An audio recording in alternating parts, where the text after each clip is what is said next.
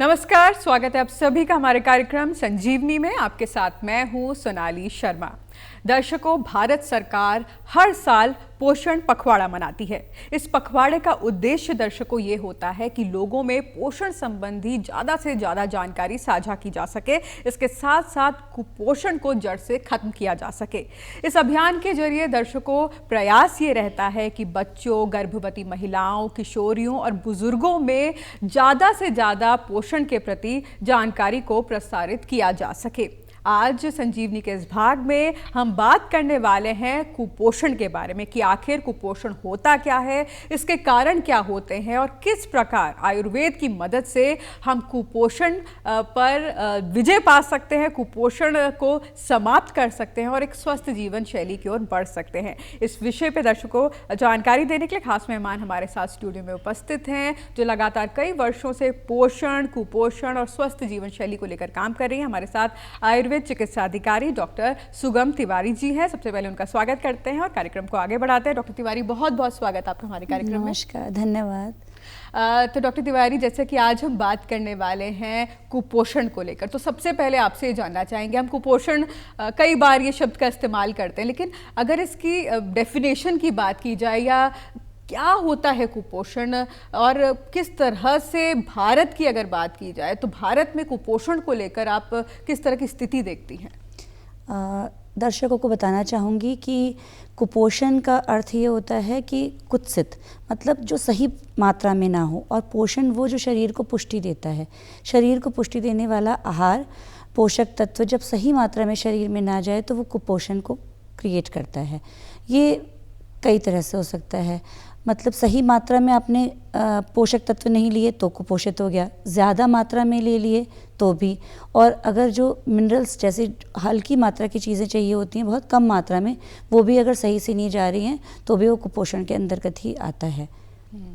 और भारत वैश्विक स्तर पर अगर देखा जाए तो ग्लोबल हंगर इंडेक्स में भारत को 117वां स्थान दिया गया है, जो कि काफ़ी चिंताजनक विषय है। और 28.3 इसका ग्लोबल इंडेक्स में जो पॉइंट्स हैं वो भारत के 28.3 हैं, जो कि जिसको अत्यंत भुखमरी की श्रेणी में रखा जाता है।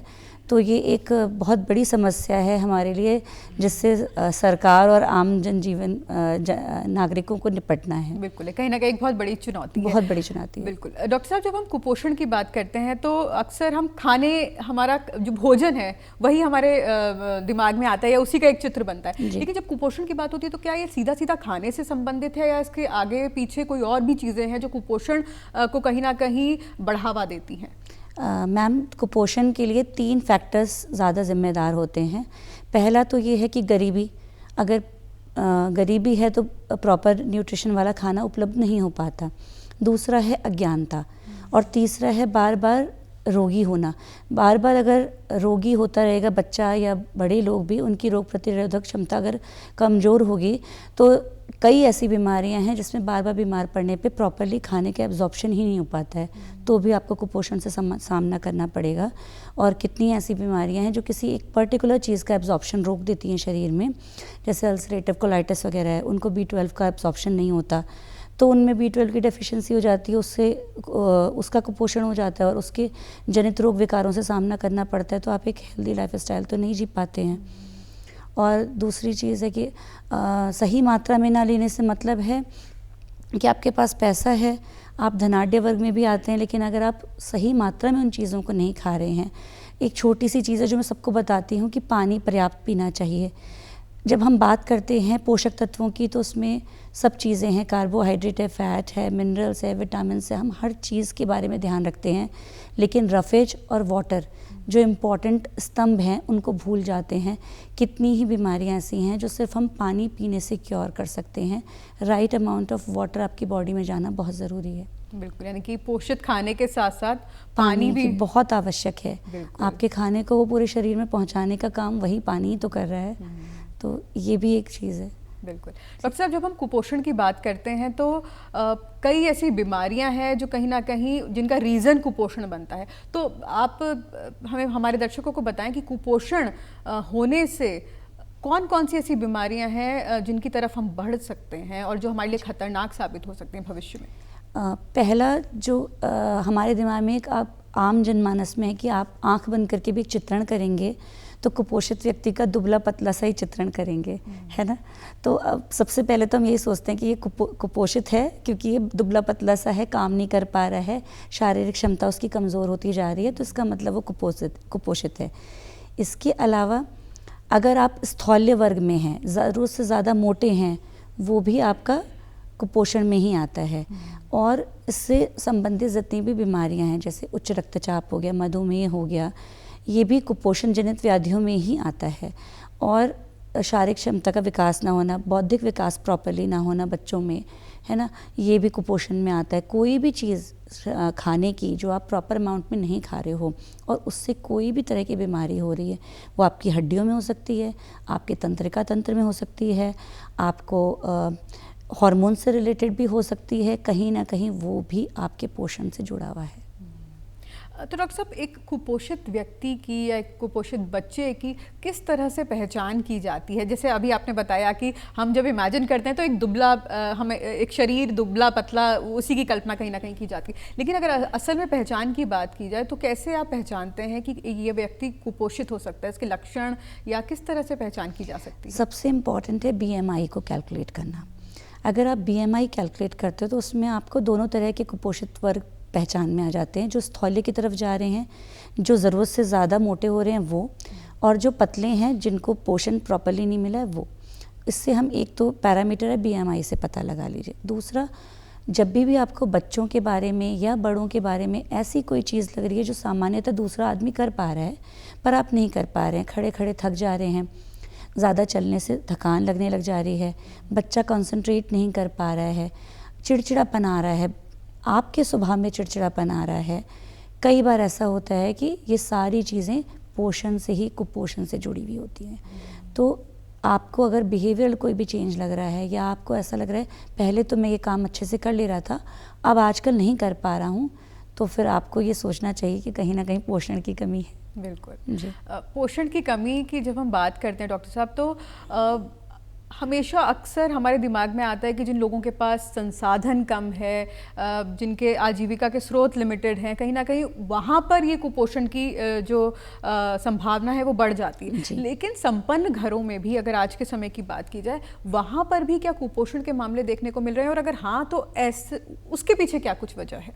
बहुत अच्छा सवाल है आपका। दर्शकों को बताना चाहूँगी कि ये एक बहुत बड़ी समस्या है, तभी भारत सरकार इसके लिए अब बहुत ज़्यादा मेजर्स उठा रही है कि जो संपन्न घरों में है, जहाँ पर कि हमारे पास संसाधनों की कमी नहीं है, फिर भी कई ऐसे बच्चे हमें प्रतिदिन अपने OPD में देखने में मिलते हैं जिनके हीमोग्लोबिन बहुत कम है, ठीक है, जिनका डाइजेशन सही नहीं है, जिनको कंसंट्रेशन की प्रॉब्लम हो रही है, तो कहीं ना कहीं तो भोजन में कमी आ रही है। आप बाहर का पैकेज फूड दे रहे हैं।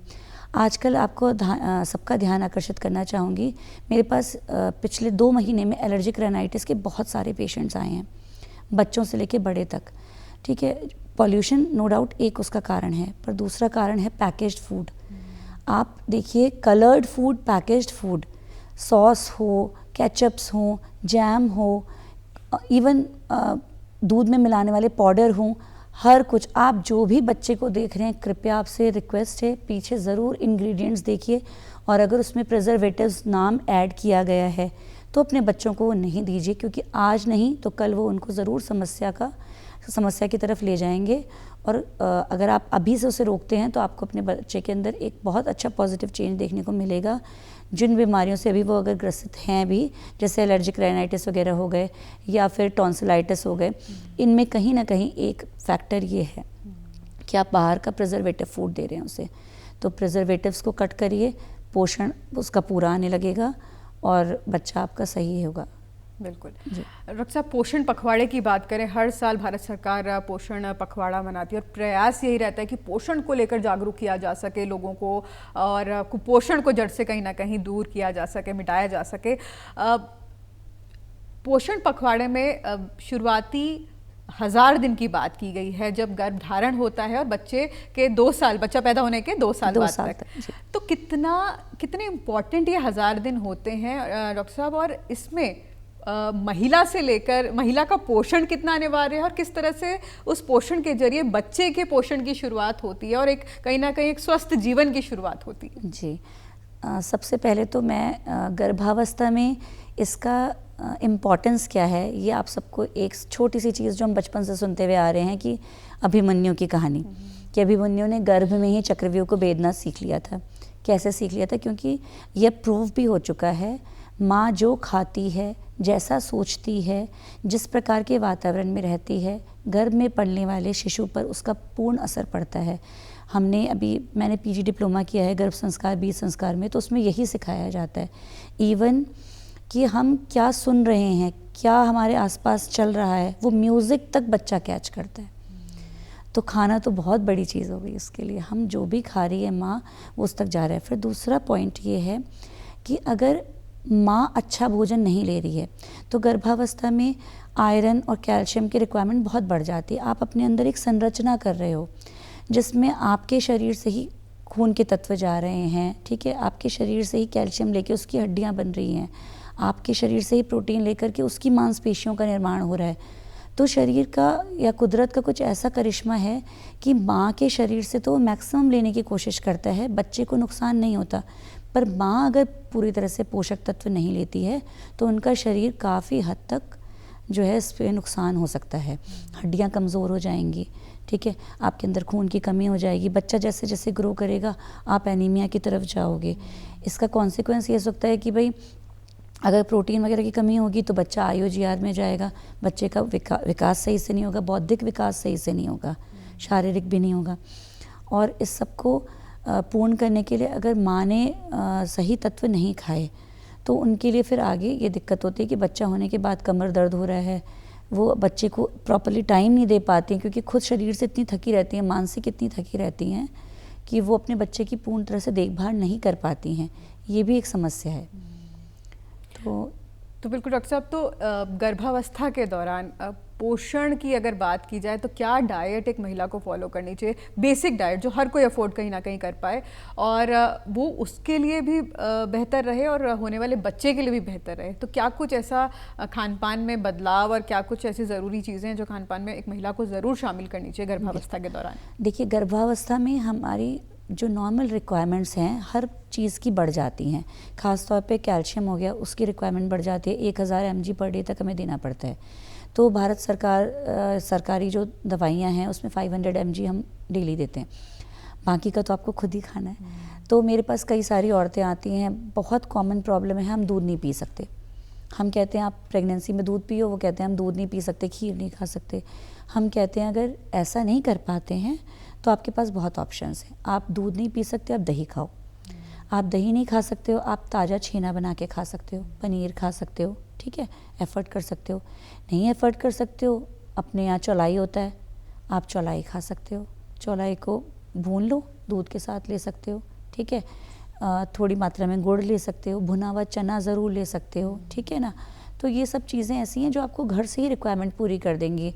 अपने यहाँ क्या होता है कि धनिया वगैरह आती है, पुदीना है, आप इसकी चटनी ले सकते हो, वो तो ऐसी चीज़ आप डेली खा सकते हो, वो आपका रिक्वायरमेंट पूरा करेगा, ठीक है।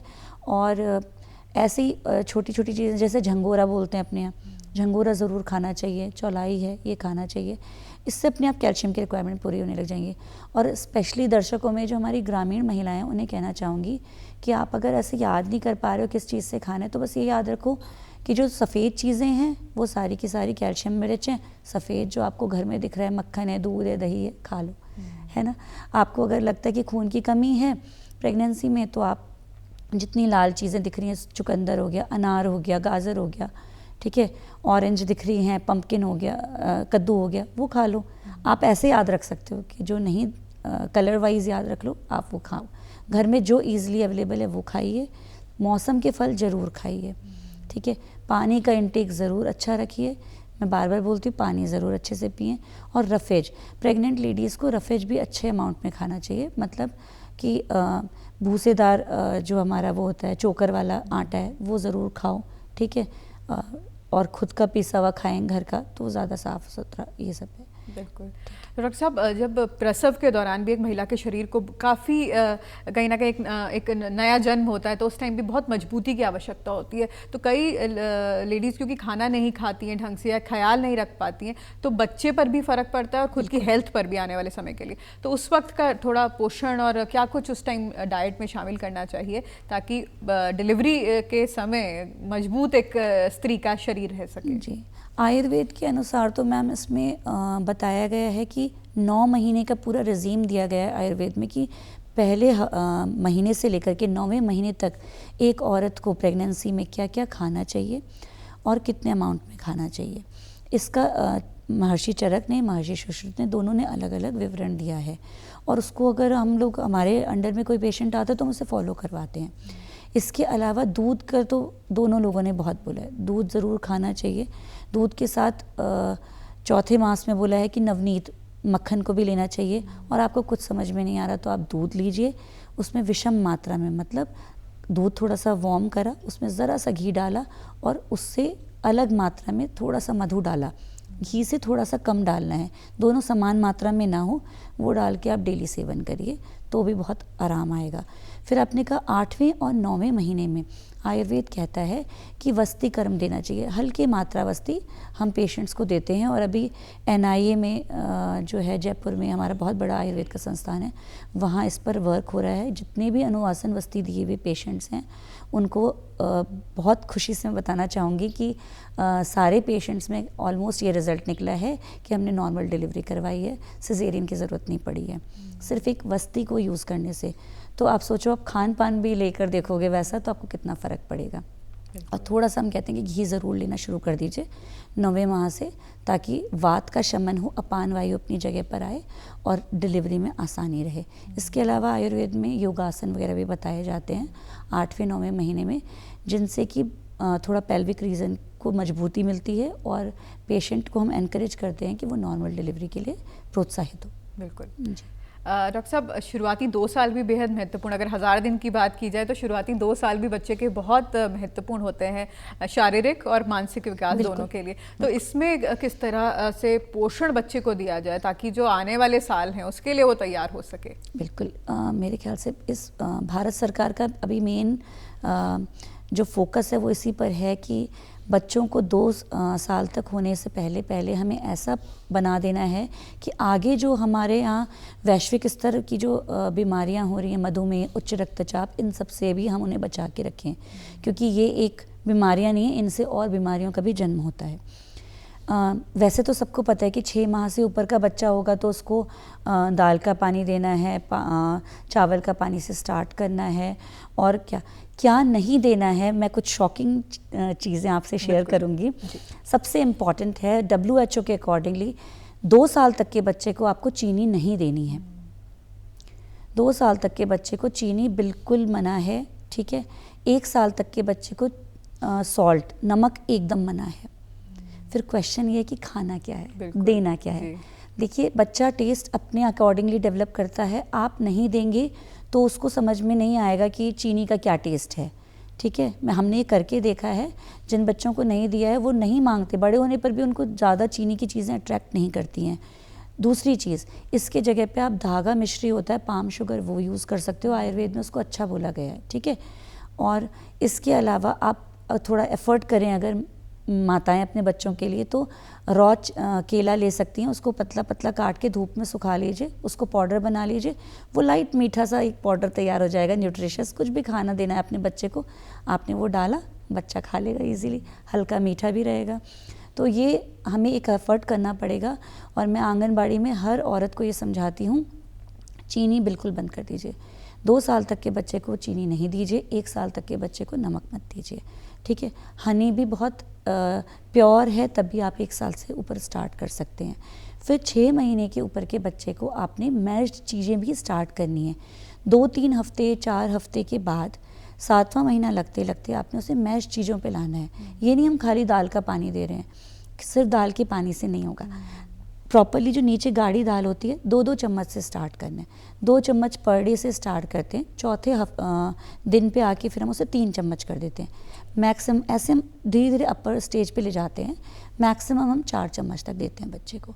ऐसी मैश्ड पोटैटो, मैश्ड राइस वो देना शुरू करते हैं। बहुत इम्पॉर्टेंट चीज़ है।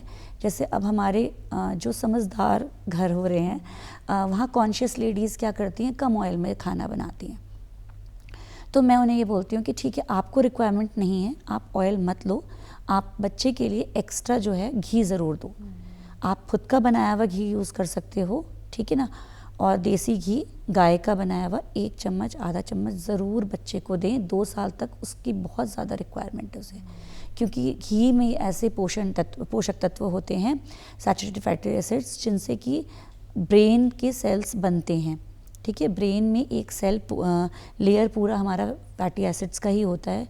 वो ब्रेन डेवलपमेंट में बच्चे की मदद करता है और ये प्रूवन रिसर्च है। तो बच्चों को घी 2 साल तक ज़रूर दीजिए, अपना कम करिए और बच्चों को दीजिए, है ना। और इसके अलावा ये है कि बच्चों को 7वां 8वां महीना होने से हम उनको मिलेट्स पे इंट्रोड्यूस कराते हैं। सोयाबीन हो गया, मूंगफली हो गया और मिलेट्स, रागी हो गया, बाजरा हो गया, उसको आप भून करके आटा बना के भी दे सकते हो। और एक चीज़ शेयर करना चाहूँगी सभी दर्शकों से, मैं आंगनवाड़ी में तो इसे शेयर करती हूँ।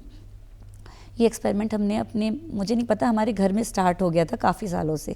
हमारे यहाँ कोई भी बच्चा होता है तो हम 6 महीने का ऊपर से होता है तो क्या करते हैं, अपने स्तर से एक मूंग की दाल भिगो ली, उसको हमने रोस्ट कर लिया सुखा करके, थोड़ा सा चावल रोस्ट कर लिया, उसके बाद उसमें हम थोड़ा थोड़ा सब चीज़ डालते हैं। जैसे आलमंड्स रोस्ट कर लिए, ठीक है, बादाम हो गए, अखरोट और मूंगफली नहीं डालते क्योंकि उससे वो मॉइस्ट हो जाता है, वो ऑयल छोड़ता है। इन दोनों को छोड़ के आप अपना कॉम्बिनेशन बना सकते हो। मैंने उसमें रागी भी डाला था, बाजरा डाला था, कम कम अमाउंट में डालते हैं, लेकिन इसको पूरे को आप रोस्ट करते जाओ और एक मिक्सचर बनाते चले जाओ। काफ़ी अच्छा मिक्सचर तैयार होता है, बच्चे बहुत आराम से खाते हैं। उसमें रॉ बनाना का आप उसमें वो डाल देंगे पाउडर, हल्का मीठा होता है दूध के साथ। कभी भी बच्चे को खिलाओ, बच्चे का पेट भी भर जाता है और आप सोच भी नहीं सकते आपने इतने पोषक तत्वों से दे दिए होते हैं। इसके अलावा आप उसे खजूर से मीठा कर सकते हैं, तो मैश्ड खजूर डाल दिया उसमें, बच्चा आराम से खा लेता है। 2-3 टाइम भी खिलाएंगे तो उसका सारा पोषक तत्व मिल जाते हैं। बिल्कुल, और कहीं ना कहीं इजीली ये चीज़ बन भी जाती है। बिल्कुल, आपके घर में जो अवेलेबल आप उससे बना सकते हैं, है ना। जो भी आपको लगता है कि थोड़ा उसमें आटा भी मिला सकते हैं बाद में, है ना, तो ऐसे स्टार्ट कर सकते हैं उसे बनाना घर में। तो 2 साल तक यहाँ पर हमने बात कर ली। डॉक्टर साहब, अब बच्चे जब बड़े हो रहे हैं और भारत में और विश्व में भी हम देख रहे हैं ये चीज़ कि मोटापा भी कहीं ना कहीं बच्चों के लिए एक बहुत बड़ी कंसर्न देखने को मिल रहा है। तो क्या मोटापे के पीछे भी कुपोषण एक वजह हो सकती है, और किस तरह की चीज़ें ऐसी, अब जब बच्चे धीरे धीरे बड़े होने लगते हैं तो क्या कुछ ऐसा शामिल करें और किन चीज़ों से बचना चाहिए ताकि मोटापा एक बहुत बड़ा जो कंसर्न बनता जा रहा है और उससे कहीं ना कहीं और बीमारियों की शुरुआत होती जा रही है, तो उस पर कहीं ना कहीं लगाम लगाई जा सके? इसमें तो सबसे पहले मैं ये कहना चाहूँगी कि अपने बच्चों को फ्रूट्स के प्रति आकृष्ट करें, है ना। उनको एनकरेज करें कि फ्रूट्स खाओ, सलाद खाओ। थोड़ा सा एक जगह मैंने पढ़ा था कि बच्चे चंचल होते हैं, हम लोग लीनियंट हो रहे हैं, हम उन्हें डिसिप्लिन लाइफ नहीं दे पा रहे हैं, हम उनकी ज़िद में आ जा रहे हैं। ठीक है, थोड़ा सा माँओं को भी सख्त होना पड़ेगा कि पहले इतना सा सलाद ख़त्म कर लो फिर खाना मिलेगा। या वो कहता है मुझे तो आज टिक्की खानी है, गोलगप्पे खाने हैं, ठीक है, तो आप उसको बहला के कट कर सकते हो, बेटा आज नहीं कल, हो सकता है कल तक वो बात भूल जाए, आप कुछ नई चीज़ से उसे डाइवर्ट कर सकते हो। पेरेंटिंग भी बहुत पेरेंटिंग इम्पॉर्टेंट है। फिर आपने उसको चेंज करा, या आप ऐसा कर सकते हो कि अगर तुम्हें टॉफ़ी खानी ही है तो पहले इतना मील फिनिश करो तब एक टॉफ़ी मिलेगी। तो उससे क्या होगा, बच्चा धीरे धीरे कट होने लग जाएगा कि मुझे ये चीज़ें कम खानी है। बाकी अगर बच्चे थोड़े बड़े हैं तो अवेयर करिए उनको, तब तो आप उन्हें अगल बगल के बच्चों को भी दिखा सकते हैं कि देखो इतना ऐसे वेट नहीं करना है अपना, ठीक है। अब आजकल हम लोग देख रहे हैं हमारे पास शहरों में तो ख़ासतौर पे बहुत ज़्यादा वेट के बच्चे आ रहे हैं। क्यों? वो घर का खाना ही नहीं खा रहे हैं, पैसे की उनको एक्सेस इतनी हो चुकी है, घर में से पैसे मिल जाते हैं, वो कैंटीन में मोमोज़, चाउमीन, इनकी तरफ अट्रैक्ट हो रहे हैं, ठीक है। इससे क्या हो रहा है, आपको दोहरा नुकसान हो रहा है, पैसे का तो हो ही रहा है, सेहत का भी हो रहा है, और जो सेहत से वो उसको नुकसान होने के बाद बीमारियां हो रही हैं, उसके इलाज में और पैसा लग रहा है, ठीक है। और बाहर की चीज़ें, अभी आप देखेंगे आउटलेट्स इतने खुल गए हैं, लोग बहुत एनकरेज कर रहे हैं अपने बच्चों को। इवन अब मतलब ये इतर बात हो गई विषय से, लेकिन लोग बर्थडे पार्टीज़ भी बाहर सेलिब्रेट कर रहे हैं। क्यों, आप घर में भी तो कुछ बना के खिला सकते हो, खुद एफर्ट करके भी खिला सकते हो। और घर का आपके बच्चे का इतना इम्पॉर्टेंट दिन है, कम से कम उसे पोषक आहार ही दीजिए, है ना, और बच्चों को भी वही पोषक और संतुलित आहार दीजिए। तो इस चीज़ को भी हमें बढ़ावा देना चाहिए। यानी कहीं ना कहीं एक चौतरफा एफर्ट होना चाहिए। कुपोषण से अगर लड़ाई लड़नी है तो सिर्फ बच्चा ही नहीं, माँ बाप घर में ज़्यादा से ज़्यादा कहीं ना कहीं प्रैक्टिस बढ़ाना कि घर का खाना ज़्यादा खाना चाहिए। भले ही हम कहते हैं कि संसाधन सब कुछ है, फिर भी अगर बच्चों में कुपोषण हो रहा है तो ये बहुत बड़ा सवाल है। किशोरियों की भी यहाँ पर बात कर लेते हैं डॉक्टर साहब। जो यंग लड़कियाँ हैं और एक मेंस्ट्रुअल एज से इस वक्त गुजर रही हैं, उनमें भी कई समस्याएं देखने को मिलती हैं, एक्सेसिव ब्लीडिंग, कई तरह की समस्याएं। तो उन्हें अपनी डाइट में क्या कुछ ऐसा शामिल करना चाहिए, क्या कुछ पोषण ऐसा लेना चाहिए ताकि मुश्किल दिनों में सेहत कहीं ना कहीं उनकी बनी रहे और कमज़ोरी, थकान, इन चीज़ों से वो पार हो सके? तो स्टार्ट हम उससे करेंगे कि जब मेंस्ट्रुएशन स्टार्ट होता है, ठीक है, जब महीना आना शुरू होता है बच्चियों को, तो हम सबसे पहले कहते हैं कि बेटा आप आयरन कैल्शियम से भरपूर चीज़ें खाओ। उसमें आप काला चना सुबह भिगो के खा सकते हो, ठीक है। आपको टाइम नहीं मिल रहा है नाश्ता करने का, तो आप सुबह भुना हुआ चना का पैकेट मिलता है, वो आप खा सकते हो, एक गुड़ के साथ खा लो, ठीक है। और जो बच्चे रोज़ पढ़ने के लिए जाते हैं, उनके पास तो बिल्कुल टाइम नहीं रहता सुबह कुछ खाने का, कुछ मत खाओ। एक मुट्ठी आप मूंगफली ईजिली अवेलेबल है, मूंगफली भिगो दीजिए, 2 केले खा लीजिए, पूरे दिन की छुट्टी, आप आराम से, आपको कोई न्यूट्रिशन की कमी नहीं होगी, ठीक है। दिन तक आप चल जाओगे। फिर मिड डे मील मिल ही रहा है वहाँ पे अपने अपने जो गवर्नमेंट स्कूल्स हैं, ठीक है। तो पोषण के लिए हमें छोटी छोटी रेसिपीज़ देते हैं बच्चों को कि भूखे नहीं आना है, ठीक है। और आयरन और कैल्शियम को ज़्यादा बढ़ाना है। प्लस क्योंकि बार बार आपको ब्लीडिंग होती है हर महीने, तो आपको हरी पत्ती, साग सब्जी ज़रूर खानी है, ठीक है। भले ही आप एक रोटी कम खाओ, लेकिन दाल पूरी पीनी है, ये हम बच्चों को बताते हैं। इसके अलावा आयुर्वेद में एक रजस्वला चर्या के नाम से पूरा का पूरा रेजीम होता है जो मेंस्ट्रुएटिंग लड़कियों के लिए होता है।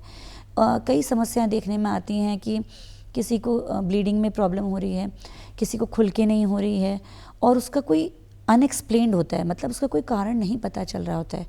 लेकिन आयुर्वेद में इतनी अच्छी चीज़ बताई गई है कि शुरू के 3 दिन आप सिर्फ इसको करके देखिए, है ना। दर्शकों से ये उम्मीद करती हूँ कि आप इसे सुने और इसे सिर्फ फॉलो करके देखें। आपके जानने में जो बहू बेटियाँ हैं, माताएँ हैं, वो इसको यूज़ कर सकते हैं कि पीरियड के फर्स्ट दिन से लेकर के तीसरे दिन तक, मतलब टोटल 72 आवर्स का ये फेज़ होता है।